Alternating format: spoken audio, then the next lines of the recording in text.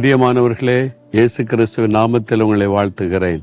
புது வருஷத்துல 2வது நாளுக்குள்ள வந்துட்டோம். ஆண்டவர் உங்களுக்கு கொடுத்த வாக்குத்தத்த ஞாபகத்தில் இருக்குதா? கேளுங்கள் கொடுக்கப்படும், தேடுங்கள் கண்டடைவீர்கள், தட்டுங்கள் திறக்கப்படும்.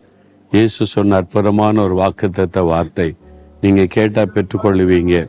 என்ன கேட்கணும், எப்படி கேட்கணும் தெளிவா அறிந்து கொண்டு கேட்டீங்கன்னா கட்டாயம் அற்புதம் நடந்து விடும்.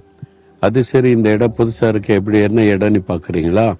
இஸ்ரவேல் தேசத்துல அதனுடைய வடக்கு எல்லை இருக்குல்ல, தான் கோத்திரம் இருந்த இடம். இந்த இடத்துக்கு பேர் பனியாஸ் சொல்றாங்க. பிலிப்பு செசரியான்னு இயேசு கிறிஸ்து தன் சீஷரோடு கூட அவர் தன் சீஷரை மட்டும் தனி அழைத்து கொண்டு இவ்வளவு தூரம் பிரயாணப்பட்டு வந்தார். இந்த இடத்துலதான் இயேசு கிறிஸ்து ஜனங்கள் என்னை யாருன்னு சொல்றாங்கன்னு கேட்டு பேதுருட்ட கேட்கிறார். பேதுரு சொல்றாருல, நீர் தேவனுடைய குமாரனாகிய கிறிஸ்து, பிதா உமக்கு இதை வெளிப்படுத்தி இருக்கிறார் அப்படின்னு சொல்லி இயேசு சொல்றாருல, அந்த இடம்தான் இது. இங்க யோர்தான் நதி புறப்பட்டு வருகிற இடம் என்று சொல்லப்படுகிறது. ஹெர்மான் மலையிலிருந்து யோர்தான் இந்த இடத்துல இருந்ததா பாருங்க, தண்ணீர் இப்பவும் போய் கொண்டிருக்கிறது, கலிலேயா கடலை போய் கலக்கிறது. சரி, இந்த இடத்துல இருந்து கொண்டு உங்களோட பேசுவது எனக்கு அதிக சந்தோஷம். இன்னைக்கு ஆண்டவர் எனக்கு என்ன வார்த்தை வைத்திருக்கிறார்?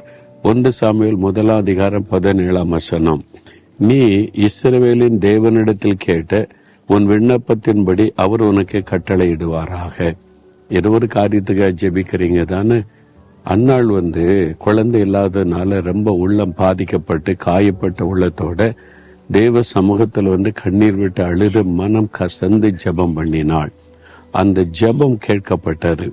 ஆண்டவர் உடனே ஜெபத்திற்கு தன்னுடைய ஊழியக்காரன் மூலமாய் பதில் கொடுக்கிறார். இஸ்ரவேலின் தேவனிடத்தில் வேண்டிக் கொண்ட உன் விண்ணப்பத்தின்படி உனக்கு கட்டளையிடுவார்.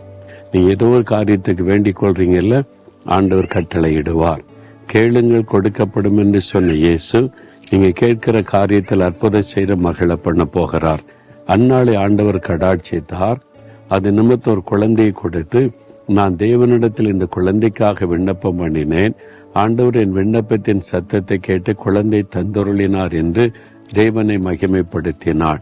அதே மாதிரி நீங்க செய்ய போறீங்க. உங்களுக்கு என்ன வேணும் திட்டமா கேளுங்க. அந்நாள் போய் கரெக்டா ஒரு தெளிவான ஒரு திட்டமான ஜெபத்தை செய்கிறாள். ஒரு ஆண் குழந்தை எனக்கு கொடுத்தால் அந்த குழந்தை உமக்கே நான் தந்து விடுகிறேன் என்று பொருத்தனை பண்ணி கருத்தான ஜெபம் செய்கிறாள். நீங்களும் கேளுங்க, உங்களுக்கு அருளப்படும். வேலையா, குழந்தை காரியமா, பிள்ளைகளுடைய திருமண காரியமா, பிசினஸ் காரியமா, படிப்பின் காரியமா, என்ன காரியம் திட்டமா கேளுங்க, உங்களுக்கு அது அருளப்படும். அந்நாளை போல விசுவாசத்தோட கேளுங்க, குறிப்பா கரெக்டா கருத்தா கேளுங்க, கட்டாயம் இந்த ஜெபத்துக்கு பதில் வரும். இன்னைக்கு தீர்மானம் பண்ணிட்டீங்களா? இந்த வருஷம் இந்த நன்மை ஆண்டோடத்தில் கேட்டு பெற்றுக்கொள்ளணும், ஆண்டவர் இந்த காரியத்தில் எனக்கு அற்புதம் செய்யணும் தீர்மானம் பண்ணிட்டீங்களா? அந்த தீர்மானத்தோட ஜெபிக்கணும். அப்படி ஜெபிக்கலாமா? இப்ப ஜெபிக்கிறீங்களா? அப்படி ஆண்டவரை பார்த்து சொல்லுங்க, ஆண்டவரை கேளுங்கள் உங்களுக்கு கொடுக்கப்படும் என்று சொன்னீர். அந்த வாக்குத்தத்தத்திற்காக ஸ்தோத்திரம். அந்நாள் கேட்டபடியே குழந்தை செல்வத்தை அருளி ஆசீர்வதித்தீர். நானும் இஸ்ரவேலின் தேவனாகிய ஜெபத்திற்கு பதில் கொடுக்கிற உம்மிடத்தில் வேண்டிக் கொள்கிறேன்.